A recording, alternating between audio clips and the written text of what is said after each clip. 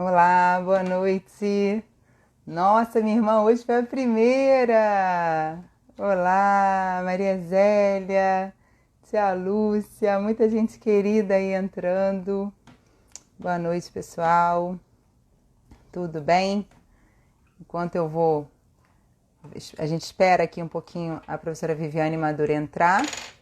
Eu vou pedir para vocês usarem esse aviãozinho para enviar para todas as pessoas que podem se beneficiar e aprender aí com esse tema de hoje, que é importantíssimo, não só para a nossa saúde, mas como para a saúde dos nossos pacientes. E a gente vai ver muitas correlações que a tireoide tem, são correlações incríveis. Então deixa eu ver aqui se a professora Viviane já chegou.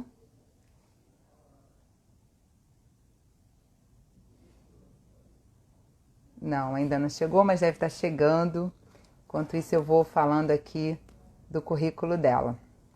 Nossa, Shirajan, que honra você aqui! Quero fazer outra live com você, Shirajan, minha amada. Vai ser uma delícia. Se você topar, vou adorar. Então vamos lá. A professora Viviane Maduro é fisioterapeuta, especialista em osteopatia pela OB, é osteopata DO pela CEFO, Federação de Osteopatas da Europa, é professora da EON Internacional e já deve estar chegando e vai conversar com a gente sobre tireoide. Ela está fazendo também a pós-graduação em PNI, que é Ah lá, chegou! E aí ela vai falar para vocês sobre isso. Deixa eu chamar aqui a professora Viviane Maduro.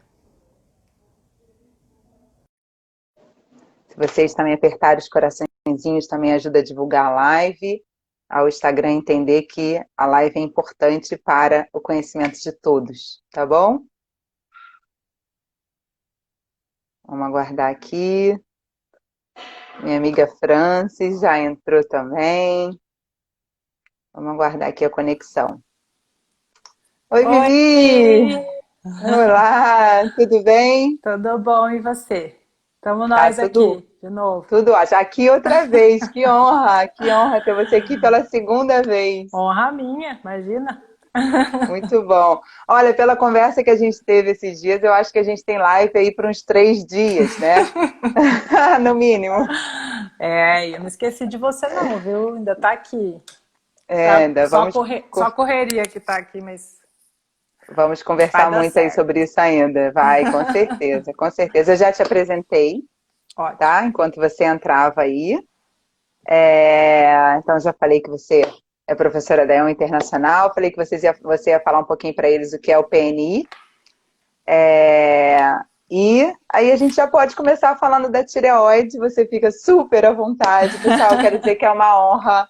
Então, quem não assistiu a outra live com a Viviane Maduro, a gente tem uma live fantástica, onde ela falou bastante do sistema imune, e tá salvo, falou de hipóxia intermitente. Então a live tá salva lá no canal do YouTube, Vanessa Knust, onde vocês podem maratonar com várias lives fantásticas. Então, Muito bom. Vivi, obrigada, é sempre uma honra, você é uma professora incrível, te admiro demais, já falei isso para você. Então vai lá que Obrigada, tá com querida. você o pique. Bom, vamos lá, né? A gente vai começar um pouquinho falando sobre a tireoide em si, aí a gente entra um pouco no PNI, pode ser?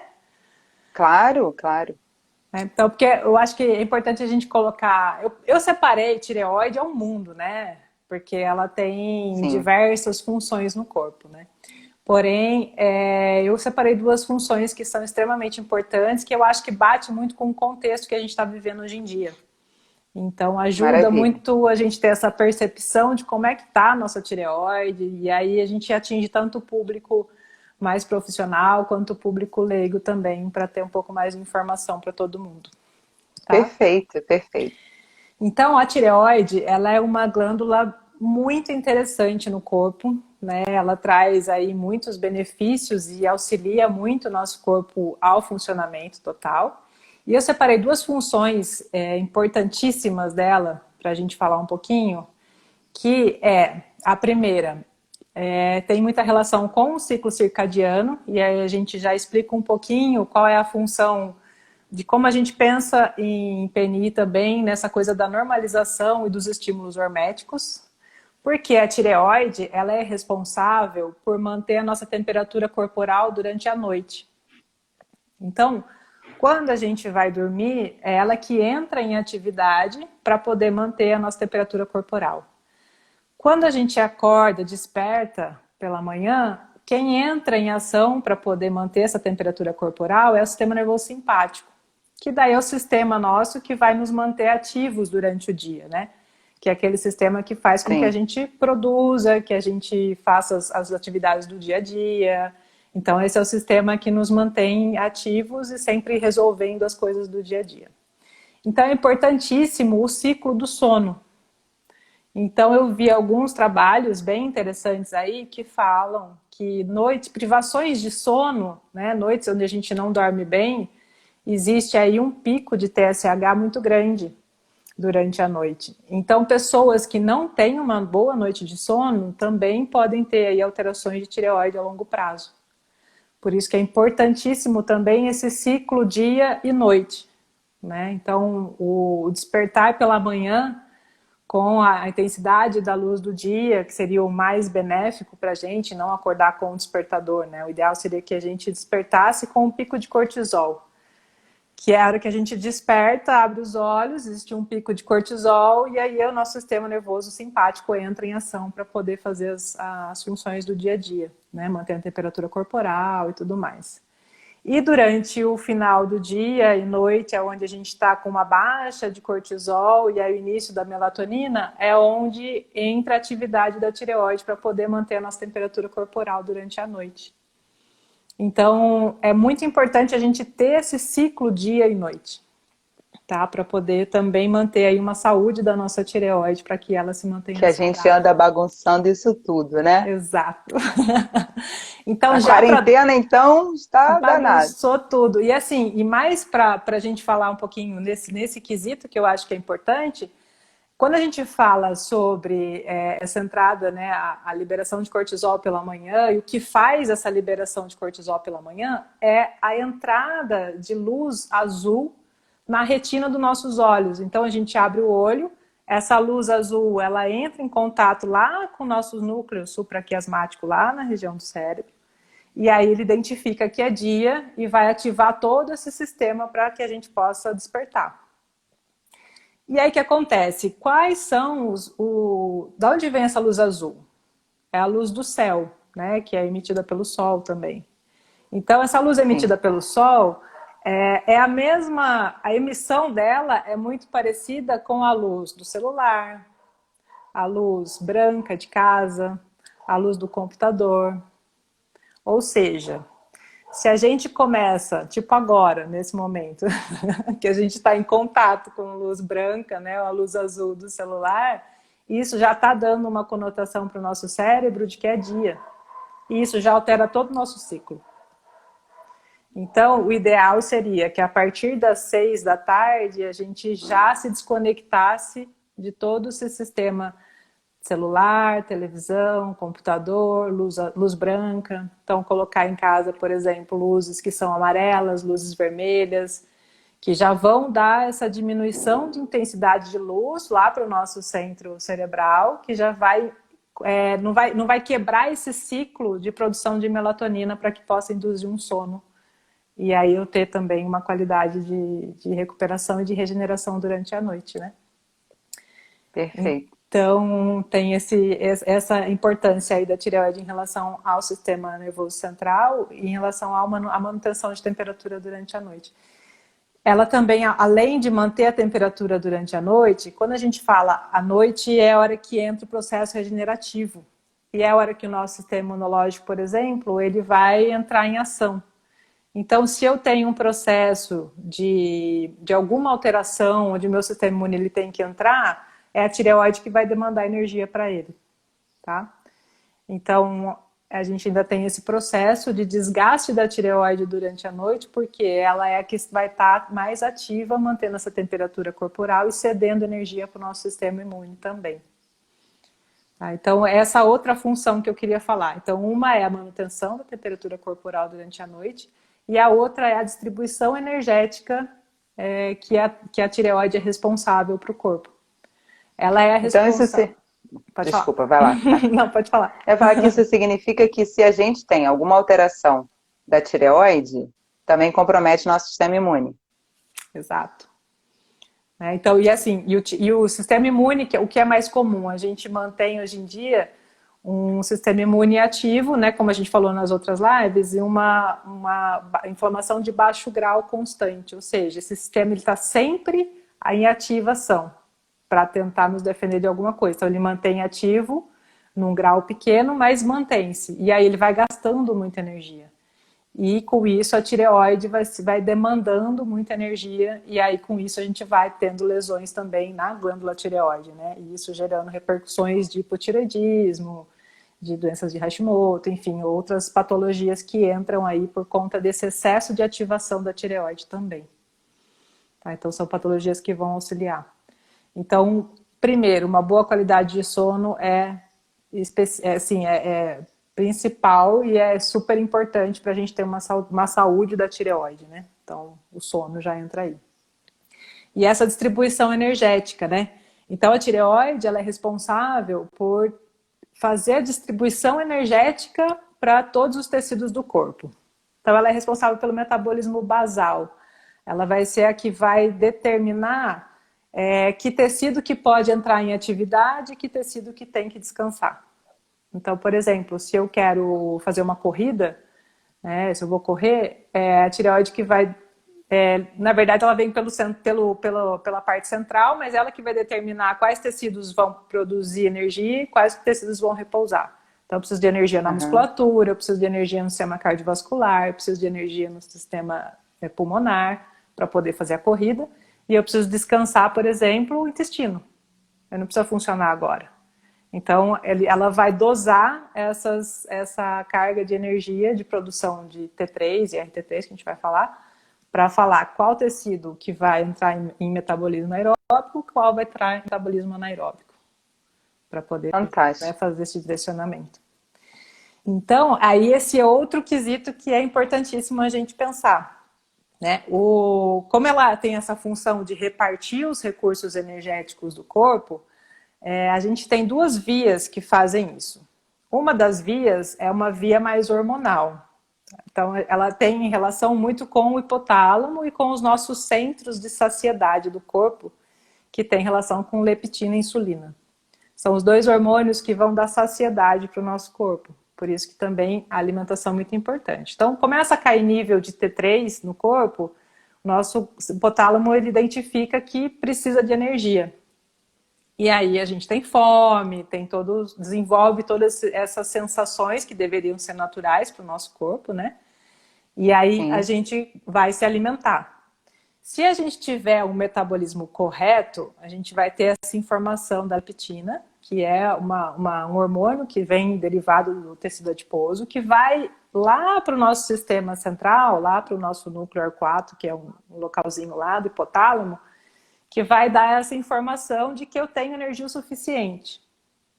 E aí, se eu tenho energia o suficiente, ele vai estimular lá o núcleo paraventricular, que vai estimular a hipófise vai estimular a tireoide vai produzir T4. Tá? T4 é um hormônio inativo. Então, essa produção de T4 é o que vai ser meio precursor para depois produzir T3 e RT3.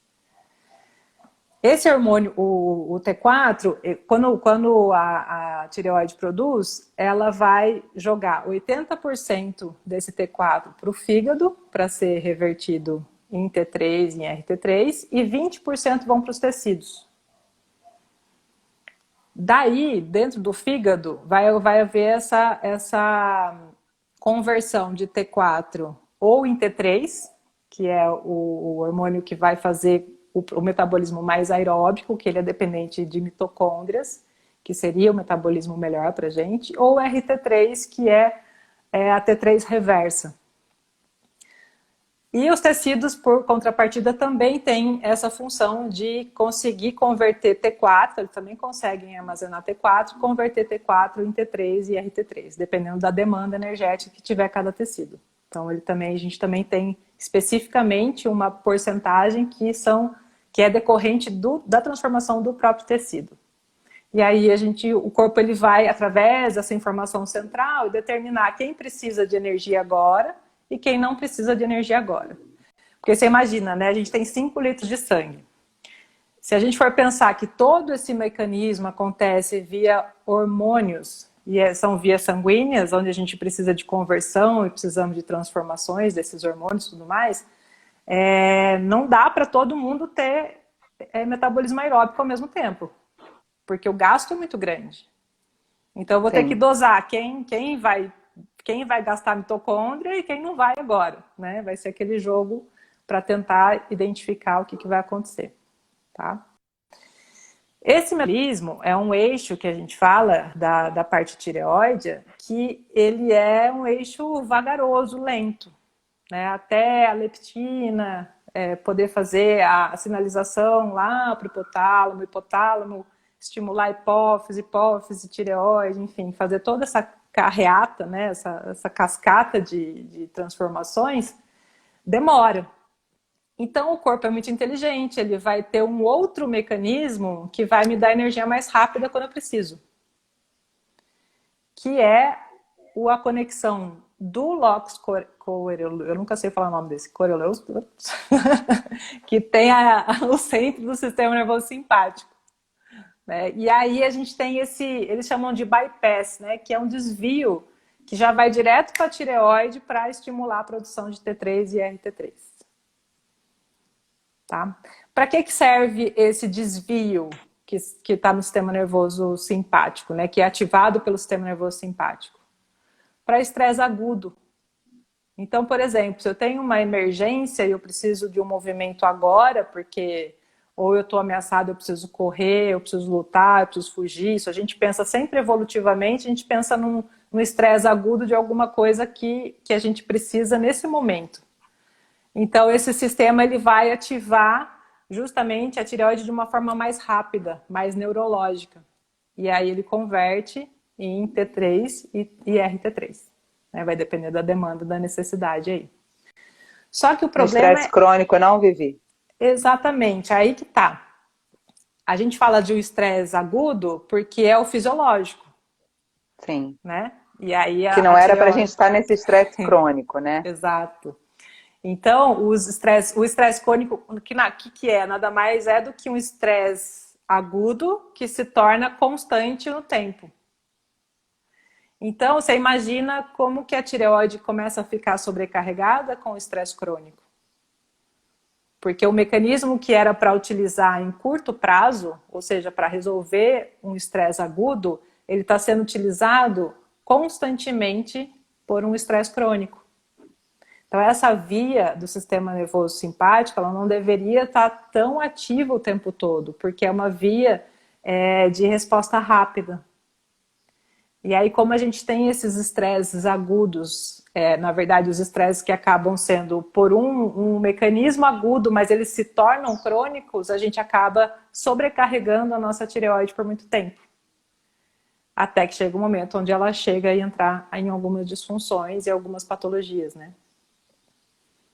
Então, é esse sistema que a gente precisa entender o quanto ele é importante para o nosso corpo. Então, o estresse crônico ele gera justamente essa sobrecarga na tireoide de um sistema que deveria ser utilizado somente em momentos específicos e não em todos os momentos, né? Ou seja, já sabemos as duas coisas importantes aí. Dormir bem e não ter estresse crônico. Agora, esse não ter esse estresse crônico é um grande segredo, né? Exato. É aquela coisa, né, que eu converso muito com os pacientes. A ideia não é eliminar o estresse. Porque é o estresse que nos move a, por exemplo, mudar comportamento, é o estresse que nos move a mudar conduta, é o estresse que nos move a resolver problemas. Então, a gente não tem que tirar o estresse, a gente tem que modular ele. A gente tem que entender que ele não tem que ser contínuo, as coisas precisam finalizar. Tá? Então, mesmo que você não resolva aquilo naquele dia, você precisa de alguma forma fazer com que o seu cérebro entenda que aquilo lá não é necessário naquele momento. E que você pode sim fazer outras conexões que não aquela. Para você poder resolver um pouco mais esses estresses crônicos. Então, a ideia não é retirar o estresse, porque não tem como. A gente vive no meio, nesse meio, e a gente tem que sobreviver aqui. Então, exatamente como a Soraya falou, a gente tem que usar a nosso favor e não contra, Sim, né? E não lutar contra ele, né? Então, a gente vai ter que aprender a modular isso e aprender, entender um pouquinho esses processos fisiológicos que acontecem no nosso corpo, faz também com que a gente consiga entender como modular esses estresses. Porque se eu sei que eu estou no momento de um estresse muito grande, onde eu preciso resolver, e ao mesmo tempo eu não consigo dormir bem, só que ao mesmo tempo eu ligo o celular à noite, eu ligo o computador, eu não faço atividade física, eu não entro em outra esfera para tentar sair um pouquinho daquilo e olhar com outros olhos, você está só se afogando na mesma coisa. Então, essa mudança de comportamento é importante. Então, quando você entende que existem esses fatores, você começa a olhar de longe. E aí você consegue ter energia para poder mudar a conduta. perfeito. Não adianta a gente falar que quer ficar menos estressada se a gente não começa com o básico, né? Exato. As menores mudanças são as que causam maiores repercussões na nossa vida. Então, uma mudança mínima que você faça, você vai ver que já vai te dar um gás diferente. Então, por exemplo, chegar em casa e desligar o celular e o computador, mudar as luzes, já vai fazer uma diferença absurda na sua noite. Né? Conversar sobre coisas agradáveis, né, durante a janta, ou ter momentos agradáveis durante a noite, já vai mudar bastante coisa.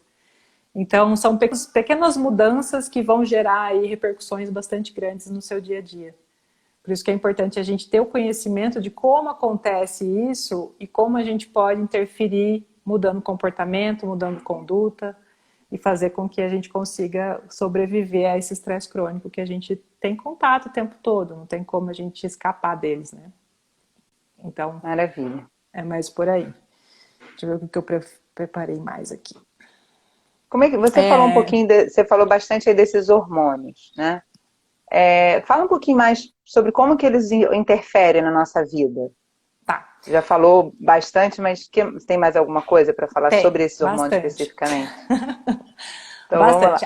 Além de tudo isso, né, que eu falei em relação a toda essa cascata de formação, a gente tem também a necessidade, por exemplo, para que se forme toda essa cascata de T4 até RT3, a gente tem alguns elementos que são extremamente necessários. Por exemplo, para formar T4 e T3, a gente precisa de iodo. Tá? Então, carências de iodo vão também à função da tireoide. E excesso de iodo também podem atrapalhar a nossa tireoide. Então, não é tomar iodo à vontade, é observar se existe a necessidade e introduzir o iodo se for necessário. Por exemplo, nas patologias de Hashimoto, você nunca pode tomar o iodo sozinho. Se você tomar o iodo sozinho, você pode acabar repercutindo em mais lesão na tireoide ainda. Então, ele tem sempre que vir acompanhado com selênio, por exemplo. Então, basicamente, quais são as substâncias extremamente importantes para a tireoide? Iodo, selênio, ferro, zinco e cobre. Tá? Essas são as substâncias mais, que são as coenzimas, né, que vão auxiliar nessa transformação aí de T4 em T3 e são extremamente necessárias para que a gente tenha essa quantidade de hormônio suficiente. E aí, eu tenho uma coisa que é interessante. Qual é o alimento que contém, basicamente, esse coquetel de substâncias? Todos os alimentos que vêm do mar. Então, se a gente tiver uma alimentação baseada em frutos do mar, em crustáceos, em peixes, em algas, eles têm uma quantidade muito interessante desses elementos que auxiliam muito a nossa tireoide. Então é importantíssimo também a gente ter a ingestão desses nutrientes para poder trabalhar e proporcionar para que haja essa transformação aí desses hormônios de T4 em T3. Tá? Maravilha, já ficou a dica aí, hein, galera? Alimentação Dica também, alimentar. importante. Isso. E aí, quando a gente fala, por exemplo, dessa transformação, né, de T4, então a tireoide ela precisa de um aminoácido, que é a tirosina, para poder fazer a transformação em T4. E aí, para fazer essa transformação, a gente precisa desses elementos, que são selênio, zinco, cobre, eu esqueci, iodo, Selênio. selênio, ferro, zinco e cobre, tá? Isso. E depois, para fazer essa transformação de T4 em T3, de novo, eu preciso de selênio. Então, a coenzima que consegue fazer essa transformação para T3 é o selênio. Tá? E selênio a gente tem onde? Nas castanhas do Pará, que são as castanhas do Brasil, né? Então, a gente já tem uma quantidade interessante aí de selênio. Então, sempre introduzir as castanhas aí no dia a dia, que é importante, as castanhas do Pará, né? Que ela tem uma quantidade bastante grande de selênio. A Tati acabou de perguntar aí se a pessoa tiver alergia a frutos do mar. Então já ficou uma dica aí, a castanha do Pará. Castanha do Pará para selênio, e aí buscar outros tipos de alimentos que contenham esses elementos aí, zinco, cobre, ferro, o próprio selênio, o iodo. As verduras escuras têm verduras ferro, escuras, né? Alergias à castanha, aí pode ser que você tenha que suplementar mas é outra selênio, pessoa, é a Giane. Ou então utilizar realmente os produtos que vêm do mar. Né? Aí isso ajuda também, porque também vai ter selênio presente ali. Então as algas são bastante Do mar interessantes. você pode tudo, Gê, que você vive em japonês comigo. Ah lá. Tá? Tá dentro já. É isso. Então esses alimentos são bem interessantes para a tireoide, são muito importantes, inclusive. Então não existe transformação de T4 em T3 se não tiver selênio e iodo.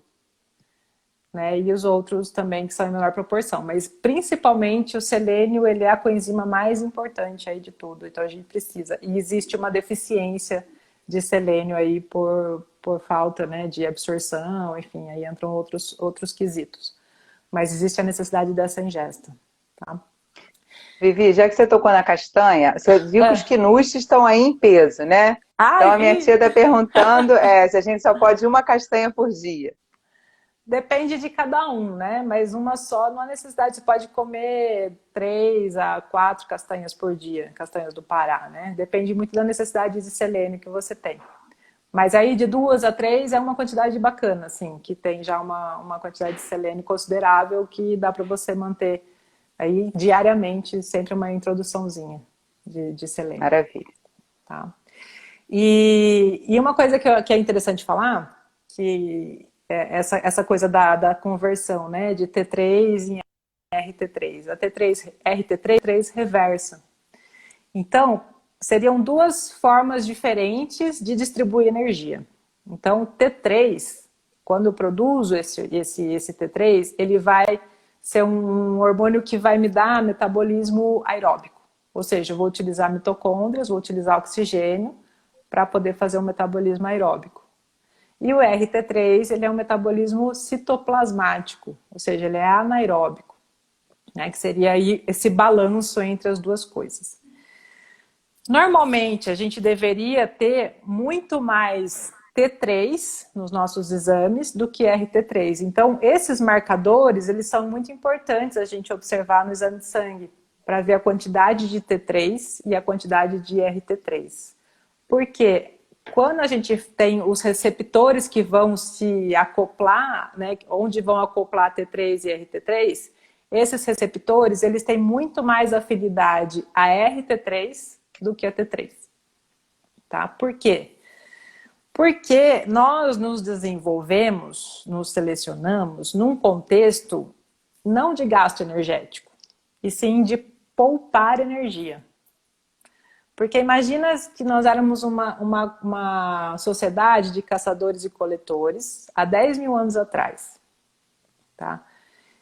A gente não queria se movimentar o tempo todo, nem podia, porque não tinha uma quantidade de energia suficiente, a gente não tinha alimento o tempo todo. Então, o organismo, a nossa fisiologia, ele foi desenvolvido para sempre poupar energia. Eu vou me mover se eu precisar. Se eu não precisar, eu vou ficar paradinho aqui. Então, o nosso corpo ele tem muito mais receptor para RT3, que é essa coisa de armazenar energia, do que para T3, que seria essa coisa de metabolismo aeróbico e de gasto energético, tá? Por conta dessa evolução. O problema é que a gente criou um outro contexto, onde agora a gente tem uma quantidade de comida à vontade, a gente tem tudo muito confortávelzinho, e realmente agora a gente não precisa se movimentar para nada. Então, quando a gente fala que o corpo ele realmente é preguiçoso, não movimentar é melhor do que, né? Meu corpo não quer se movimentar, realmente. Metabolicamente, a gente se desenvolveu mais para poupar energia do que para gastar. Só que agora a gente está num outro contexto onde a gente precisa de um gasto energético e a gente não gasta nada, né? Então, nossos receptores, eles são muito mais afins de RT3 do que de T3. Por isso que é tão importante a gente ter uma quantidade de produção de T3 10 vezes maior do que RT3. Então, muitas vezes, né, o que a gente vê dos hipotireoidismos subclínicos é que, às vezes, T3 está normal, TSH está normal. Então, porque são os marcadores que normalmente a gente vê, né? Sim. E dificilmente eu vejo nos exames RT3. E o RT3, às vezes, se ele tiver muito mais alto que o T3, significa que você está fazendo um metabolismo mais anaeróbico. E aí, provavelmente, a sua tireoide está demandando energia ou para o cérebro ou para o sistema imunológico. Então, se a gente está com inflamações, demanda energética grande, nosso organismo vai... Parei? Tá falhando aqui, Vivi. Não sei se é o seu ou se é o meu. Deixa eu ver.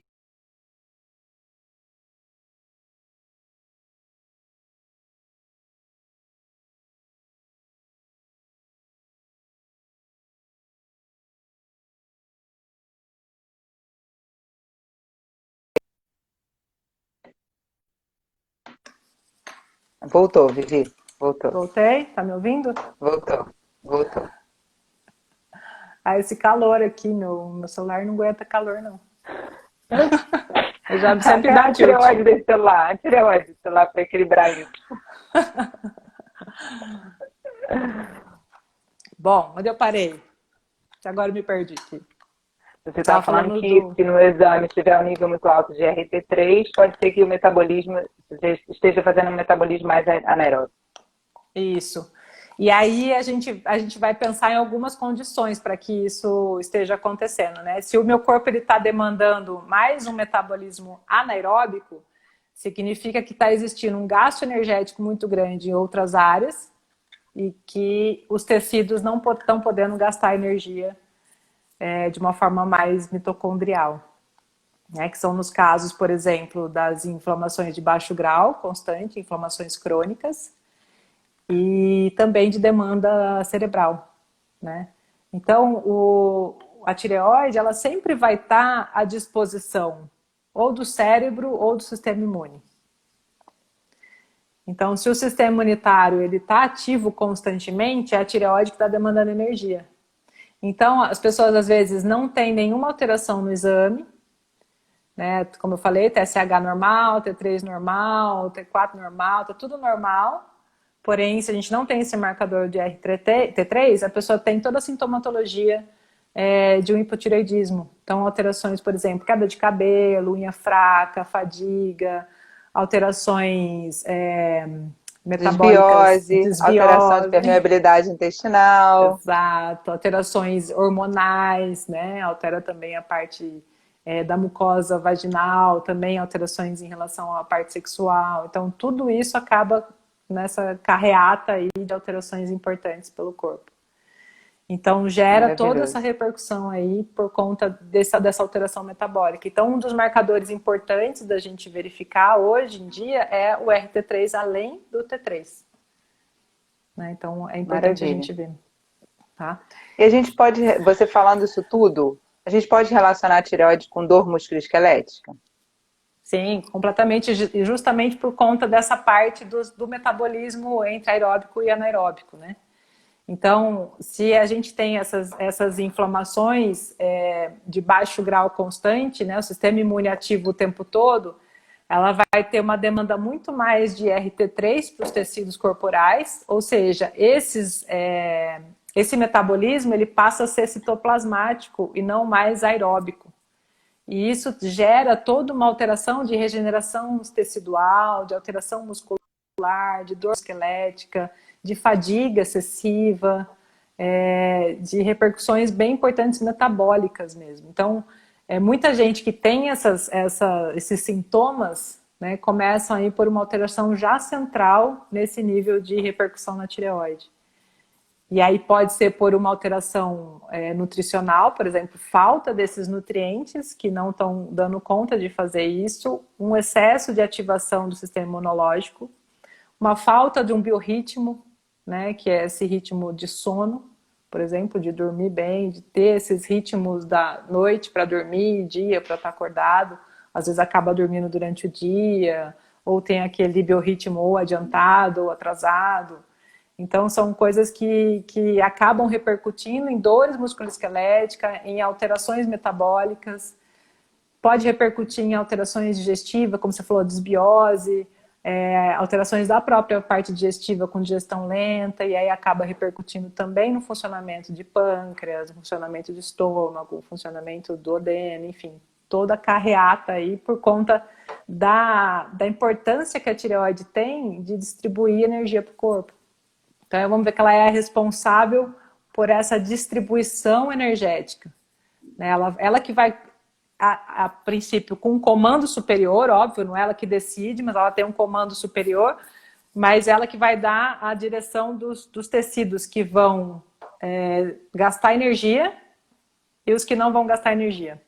Então, e aí à noite é a hora que ela está mantendo essa atividade aí para manter a temperatura, inclusive para poder fazer a produção de T4 para ir já armazenando nesses tecidos. Então, vai armazenar no fígado, vai armazenar no tecido, para que durante o dia, com o sistema nervoso simpático ativo, os próprios tecidos possam converter T4 em T3 para produzir energia, para você poder fazer a tarefa do dia a dia.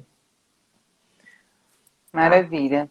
E o Juan, eu acredito que ele esteja lá na Espanha, porque ele está perguntando em espanhol, está perguntando como se trata quando se tem prevalência de RT3. Aí a gente tem que ver como é que está essa parte do sistema imunológico, porque provavelmente se tem uma prevalência de RT3, o que é comum, né, o que é mais normal, é que o sistema esteja alimentando muito o sistema imune, então as inflamações de baixo grau. E aí a gente tem que pesquisar resistência à insulina, resistência à leptina, alterações metabólicas, síndromes metabólicas, né, que também incluem essas resistências, e tentar equilibrar um pouquinho tanto o biorritmo do sono quanto essas alterações metabólicas, porque daí eu preciso de uma informação, uma sinalização correta da leptina lá para o hipotálamo, para que a tireoide entenda que existe energia o suficiente para poder produzir T3.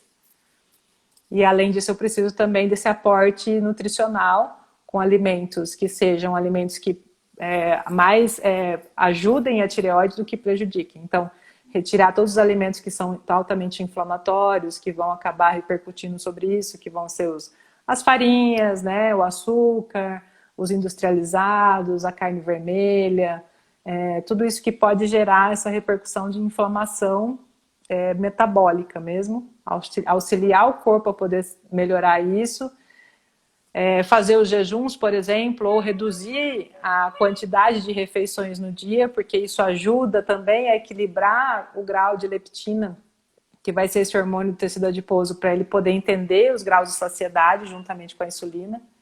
Então, tudo isso tem que ser regulado para que a gente possa entender o porquê que ele está produzindo tanto RT3 e não T3. Então, tem vários fatores que precisam ser analisados para a gente entender o que está acontecendo. Tá? Nossa, Vivi, eu tenho a sensação que a gente tem que fazer umas 5 lives, porque eu tenho muita pergunta para te fazer.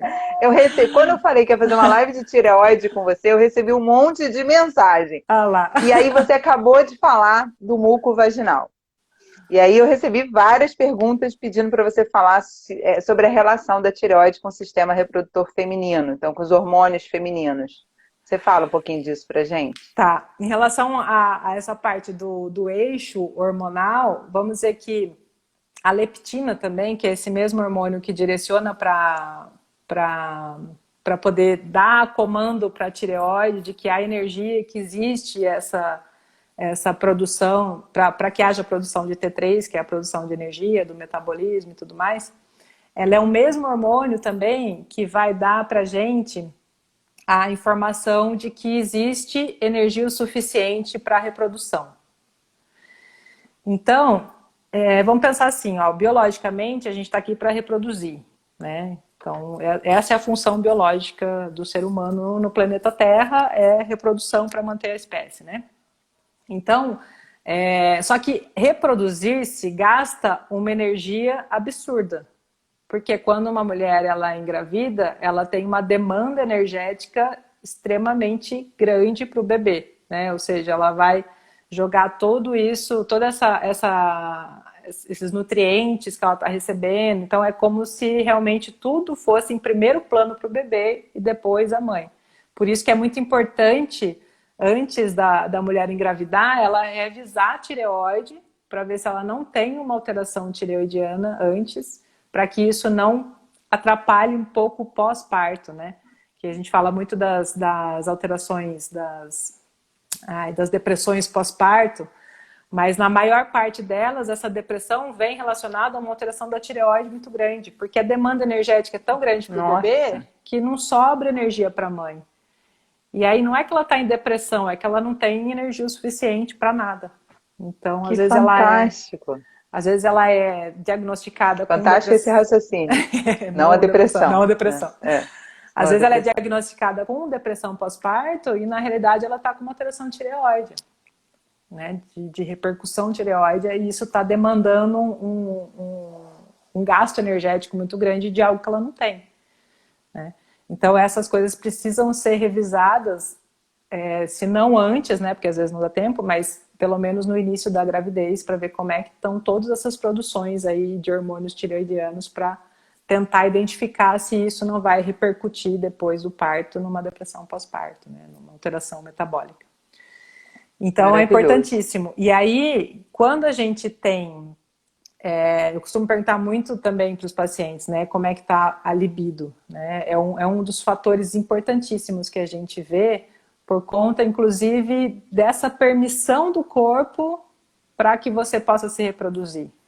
Então, a tireoide também tem essa conotação em termos de permissão também para essa parte hormonal, né? De produção de hormônios também e de liberação desses hormônios via sanguínea. Se eu não tenho essa sinalização da leptina adequada para o meu hipotálamo lá, para a parte do sistema nervoso central, a minha libido vai lá para o pé, porque eu não tenho energia. Se o meu sistema não entende que eu tenho energia o suficiente, a minha tireoide não vai permitir que eu reproduza. Então eu não vou sentir vontade. Não é prioridade, né? Não é prioridade, porque não dá, né? Você vai ter um gasto energético muito grande. Então, só que os trabalhos costumam dizer que se você não tem libido, é sinal que seu sistema está realmente muito inflamado. Porque se a gente for pensar que biologicamente a nossa função aqui é reprodução, se eu não tenho energia para me reproduzir, eu estou totalmente inflamada. Sim. E aí a gente tem que correr atrás do prejuízo. E aí galera, também... preste atenção nisso, hein? Então é um sinal muito importante que às vezes a gente não se dá conta, porque a gente está tão cansado, e você fala, deve ser por causa do cansaço, que eu não tenho libido, é porque eu não estou sendo bem estimulada, enfim, a gente inventa um monte de coisas. E na realidade, justamente pode ser que o meu metabolismo ele esteja tão sobrecarregado, e aí a gente entra com estresse crônico, com uma alimentação, com um monte de coisas alteradas que vão gerar realmente essa repercussão de baixa libido. E aí eu não tenho permissão para poder produzir hormônio suficiente. Aí eu vou ter alterações menstruais, aí eu vou ter cólicas, aí eu vou ter ou falta de menstruação ou excesso, aí eu vou ter TPM, aí vai e assim vai. Uma bola de neve, né? Vai embolando tudo. Então é super importante que a gente consiga observar muito esses sinais do corpo, né? E se a gente Sim. pensar na biologia, é pura biologia, né? O que a gente precisa? A gente precisa realmente dessa parte do corpo de conseguir liberar tudo isso da maneira mais correta possível.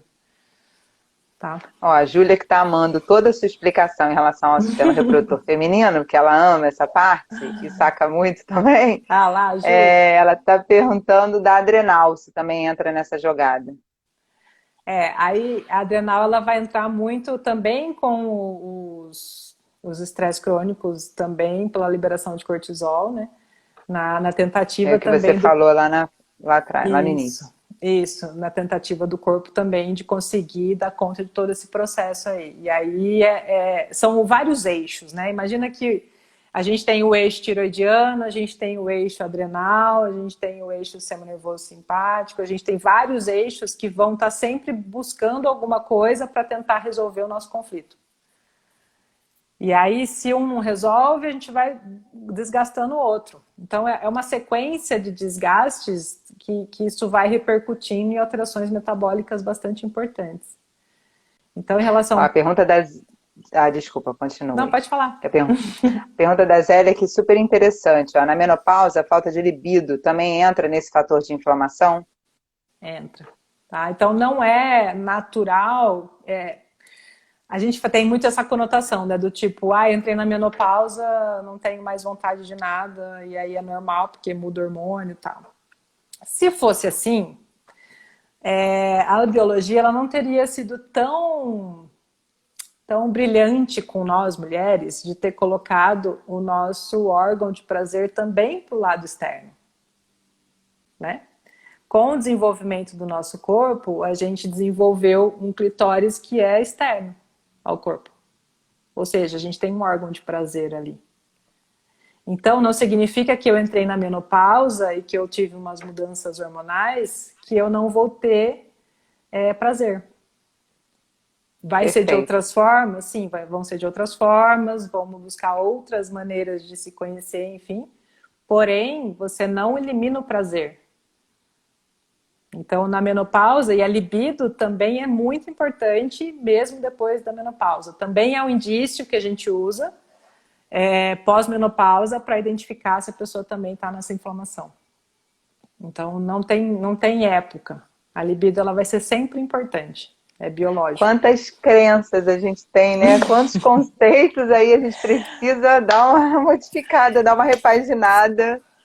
Nossa, tem uma outra pergunta aí. Mas isso foi uma pergunta que eu realmente fiz quando eu estava estudando essa coisa da biologia e tal.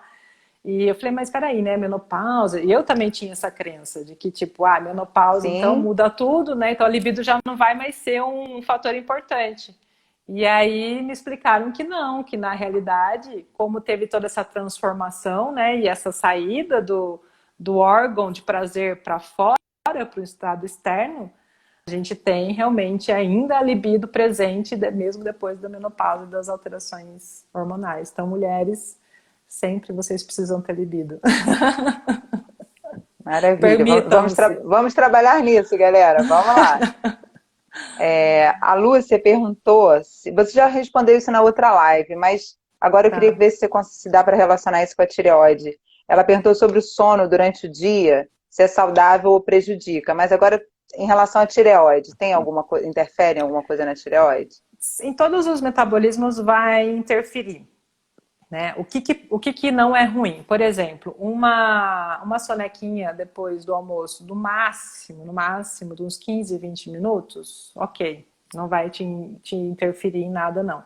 Agora, a gente ter sonos longos após as refeições, ou ter muito sono após a refeição, porque é diferente você comer e descansar um pouco, do que você comer e ter um sono absurdo que você não consegue ficar com o olho aberto, né? Então, esse sono absurdo após o almoço, ele é inflamatório, que a gente chama de inflamação pós-prandial. Ele tem muita relação metabólica. Então, provavelmente com alterações de leptina, alterações de insulina, excesso de comida, enfim, tem vários fatores que podem gerar essa inflamação pós-prandial. O que acontece quando a gente dorme durante o dia, a gente acaba repercutindo sobre o nosso ciclo circadiano, que é esse ritmo dia e noite. E aí você ou atrasa o ritmo ou você adianta. Então, por exemplo, se você dorme à tarde e depois você demora para dormir, vai dormir tipo meia-noite, 1 hora da manhã, você está atrasando o seu biorritmo. E aí você já perdeu as primeiras liberações de melatonina, os primeiros pulsos de melatonina. Então isso já vai atrapalhar a qualidade do seu sono e a qualidade regenerativa dos seus tecidos. Que hoje em dia, assim, os trabalhos que estão saindo sobre melatonina já estão descobrindo não só a repercussão dela na parte da regeneração, mas em todo o sistema metabólico. Então ela é um hormônio importantíssimo para a gente. Então ela tá envolvida em vários metabolismos do corpo, não só nessa coisa do sono e vigília. Então ele é Sim. super importante. Então se você perde esses pulsos, você acaba repercutindo também nessa função da tireoide. E aí você acaba repercutindo sobre o seu descanso, sobre a regeneração, enfim. Você acaba repercutindo Sobre sobre todos os toda a parte sistemas. metabólica. E aí o que acontece? Se você atrasa esse ritmo, de manhã você vai ter um atraso também da sua liberação de cortisol. Então, se você E também aí tem esse entra aquele, atraso, e todo aí aquele entra processo no todo do o início da processo do live. ciclo. A gente tem Ah. aí alguns minutinhos, mas eu queria aproveitar aqui a última pergunta. Gente, Queria já que você falasse um foi? pouquinho. Já foi, é muito rápido. E eu tô aqui amando Que tudo, tenho que horror, assistir umas 5 vezes essa live maravilhosa. que Queria que você horror. falasse um pouquinho das relações. Que maravilhosa, maravilhosa. Quais as relações da tireoide com o intestino? Fala um pouquinho sobre isso com a gente. Eu queria que você falasse com o glúten também. Existem muitos Cinco trabalhos minutos, hein? que já fazem essa relação direta do aumento da permeabilidade intestinal e as alterações da tireoide. Então, por exemplo, patologias como a Hashimoto, que é uma patologia bastante comum da tireoide, ela tem um dos fatores, né, que são fatores de risco para desenvolvimento de Hashimoto é o glúten, né? Então, a introdução do glúten excessivo na dieta, que é aquilo que a gente falou em relação à gliadina em si. O problema não é o glúten em si, por si só. O problema é a ingestão contínua e constante do glúten, que vai manter essa permeabilidade intestinal aberta, fazendo a entrada e uma ativação do sistema imunológico. Então, essa via da tireoide, lembra que eu falei que o eixo tireoidiano está totalmente à disposição do sistema imunológico? Então, a Sim. tireoide, ela vai demandar energia para o sistema imune, sempre. Então, o sistema imune precisou, é a tireoide que vai demandar energia. E se ela está demandando energia para o sistema imune, não sobra energia para os tecidos. Então, se eu tenho um aumento de permeabilidade, imagina que é uma barreira do nosso corpo. Eu tenho aumento de permeabilidade, eu tenho entrada de substâncias tóxicas que meu corpo ele vai ter que lidar contra aquelas substâncias, e aí o sistema imune entra. Quando o sistema imune entra para poder combater essa entrada de toxina, automaticamente a tireoide que está alimentando o sistema imune. E aí, conforme vai passando o tempo, ela vai entrando também em fadiga, porque ela vai estar sempre demandando energia para o sistema imunológico. Então, você imagina uma permeabilidade intestinal aberta por muito tempo, ela acaba gerando essa repercussão no sistema imune e essa sobrecarga na tireoide. E aí vai alterar a T3, vai alterar, né, vai ter que sempre buscar um metabolismo mais citoplasmático, mais anaeróbico, isso gera lesão muscular, alteração musculoesquelética. Aí não tem energia, então a pessoa vai estar fadigada. Aí não tem metabolismo, como esses elementos, né, o selênio, o zinco, que tem outras funções importantíssimas para o corpo, também não vão estar presentes porque não tem uma absorção correta. Começa todos os sintomas relacionados à tireoide. Unha quebradiça, cabelo ressecado. Tá Alô? travando, Vivi. Tá travando. Até tô ouvindo sua voz, mas não tô vendo. Agora foi. Foi. Então vai ter aqueles sintomas. Unha quebradiça, cabelo ressecado, pele ressecada, fadiga excessiva, todos esses sintomas relacionados a alterações da tireoide. Então tem todo esse fator aí relacionado a isso. E além Eita. Tá travando. A gente escuta a sua voz, mas seu rosto trava. Foi, Foi? foi. E além dessa parte do glúten, tem um outro fator importante também, que está muito relacionado com alterações de tireoide, que é a ingesta de carne vermelha excessiva. Ela também altera, tem o Neo5-GC, que é um ácido siálico, que é um açúcar, que ele também gera essa repercussão aí de alterações imunes, e aí gera também uma sobrecarga na tireoide pelo mesmo sistema, né? Então você tem que pensar, se o meu sistema imune está ativo o tempo todo, a tireoide está correndo atrás para dar energia para ele, para sustentar a ação dele, para que ele possa combater aí os patógenos, combater o que ele precisa combater em relação à ativação dele, né? Seja uma inflamação de baixo grau, seja atuação contra patógenos, seja um aumento de permeabilidade, qualquer alteração aí em relação à parte de proteção do corpo, né? Maravilha, eu sabia bem mais do glúten, assim, a carne vermelha, eu não sabia que tinha tanta relação com a tireoide. Tem também, tem bastante Muito relação. interessante, muito interessante. Deixa eu te perguntar uma coisa, como a gente tem um problema grande aí dos peixes, né, por causa dos peixes em cativeiro, qual peixe que você recomenda para os seus pacientes? Ou que você Cara, come? assim, eu tenho buscado os peixes do mar, né? Que são mais difíceis de serem criados em cativeiro. Então, às vezes a gente tem que buscar algumas alternativas. Eu acho que quem mora próximo à praia fica um pouco mais fácil de Mais você fácil, né? conseguir alguma coisa mais, né, próxima. Eu que moro Mais bem natural, longe, então eu tenho buscado os peixes mais de mar.